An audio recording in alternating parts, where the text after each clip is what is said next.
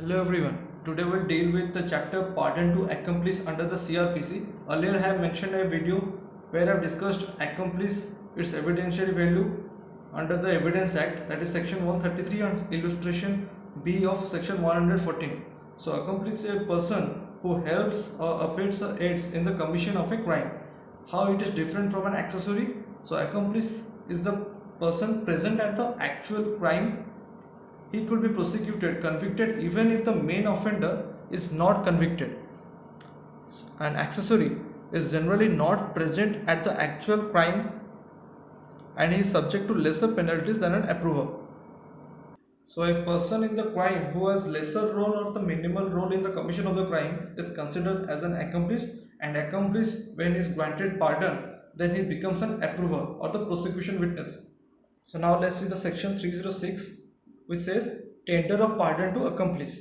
So subsection 1, the chief judicial magistrate or metropolitan magistrate at any stage, whether an investigation or inquiry or trial, and JMFC magistrate first class during the stage of inquiry and trial, forward with a view to obtain evidence from any person supposed to be directly or indirectly concerned in or privy to the offence.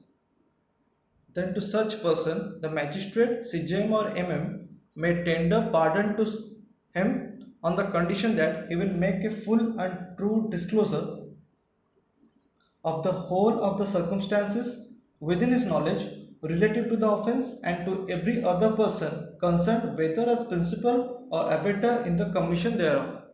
So, magistrate will be granting pardon to the accomplice on the condition that he will make full and true disclosure of the persons connected with the crime and the circumstances relating to the commission of the crime. Also, we should remember that the fact that a magistrate first class inquiring into the offence has declined to grant pardon does not take away the power of the CJM to entertain a further application for grant of pardon. And though the CJM has got the power to consider a further application, nevertheless, he will have the power to consider or regard the views as expressed by the magistrate when he refused to grant pardon. So now let's see subsection 2, which says this section applies to which offences. So basically those offences exclusively triable by the court of session or the court of special judge appointed under Criminal Law Amendment Act 1952, or any other offences punishable with imprisonment which may extend to 7 years or with a more severe sentence. So now a question arises, there are certain transactions involving combination of offences exclusively triable by court of session as well as the other offences. Will then the committing magistrate or the magistrate taking cognizance will split up the trial by committing only those cases triable by the court of session? Because subsection 2 says this section applies to only the offences exclusively triable by the court of session. So what if the transactions involve combination of both offenses exclusively triable by court of session as well as other offenses? So, in such cases, the committing magistrate would necessarily be obliged to commit the whole of the case to the court of session.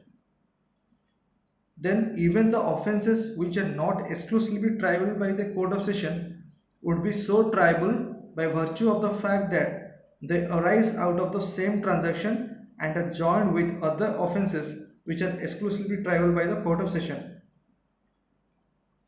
So, those other offences will also come under this, and the whole case is to be committed to the sessions court. Now subsection 3 says, every magistrate who tenders a pardon under subsection 1, he shall record the reasons for so doing and whether the tender was accepted or not, and shall, on application made by the accused, furnish him with a copy of such record free of cost. So as the word shall is given, then this subsection is a mandatory provision, and where reasons are recorded for so doing, then it is a speaking order by the magistrate. And if the magistrate do not assign reasons for so doing, then the whole order can be quashed except where the facts leading to the pardon appear on record. Now let's see subsection 4. It is another mandatory provision. It says every person accepting a tender of pardon made under subsection 1, he shall be examined as a witness, that means prosecution witness, in the court of magistrate taking cognizance and in the subsequent trial if any, and also shall, unless already on bail, be detained in custody until the termination of the trial. Basically, it says the magistrate who takes cognizance of the offence, first it will examine the approver as a witness, then it will commit the case under section 209 to the court of session. It is a mandatory provision as the word shall is given, and the violation leads to illegality which would vitiate entire committal proceedings. So mark the word custody. Here custody means judicial custody. The object of this subsection is to protect the approver from wrath of confederates he has chosen to expose. This provision may seem rather harsh, particularly where the trial is prolonged, but in cases of extraordinary hardship, the approver can approach the High Court, whose powers as to bail are very wide.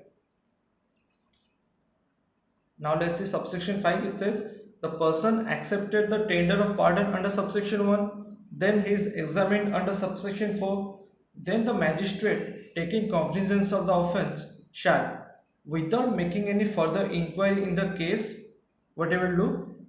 He will commit it for trial. To whom? To the court of session if the offence is exclusively triable by that court, or if the magistrate taking cognizance is the CJM.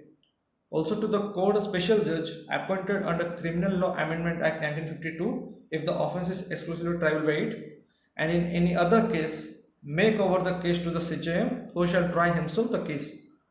So now let's see the summary of section 306. The CJM or MM in investigation, inquiry, trial, and JFC in inquiry and trial. To obtain evidence of persons supposed to be directly or indirectly involved in the commission of the offence may tender him pardon. Then the court may record his reasons, shall record his reasons, and also will mention whether he has accepted the pardon or not. Then the court will furnish the accused on his application a copy of such order. Then the person accepting the pardon shall be examined as prosecution witness. Then unless he is already on bail, he will be detained in the judicial custody. Then the magistrate taking cognizance shall commit for trial to the court of session where the case is exclusively triable by the court of session or where the CJM is taking the cognizance. If not such, then it will make over the case to the CJM who shall try the case himself. Next, the appreciation of an approver's evidence has to satisfy a double test. His evidence must show that he is a reliable witness, and that is a test which is common to all the witnesses. If this test is satisfied, the second test which still remains to be applied is that the approver's evidence must receive sufficient corroboration. So reliability and corroboration is the double test theory. So now let's see section 307 which says power to direct tender of pardon. 306 says tender of pardon to accomplish. 307 says power to direct tender of pardon.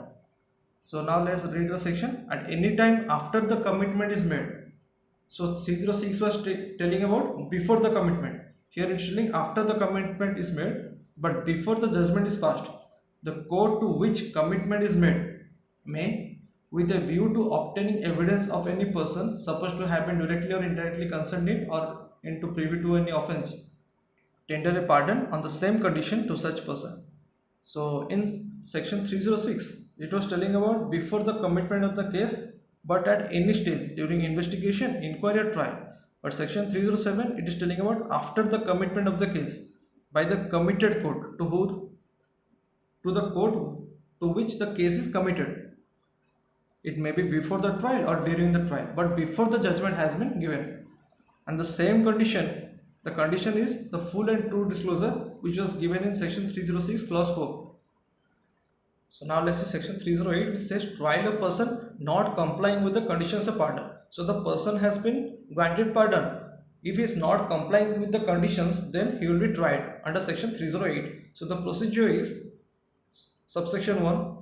The person has accepted pardon under section 306 or 307. Then the public prosecutor certifies the court that the person was willfully concealing the essentials, he gave false evidence, or has not complied with the conditions given with the pardon. Then such person who was granted pardon may be tried for the offense of which he was granted pardon, or for any other offense he appears to have been guilty in connection with the same matter, and also for giving false evidence, provided no such person shall be tried jointly with any of the other accused.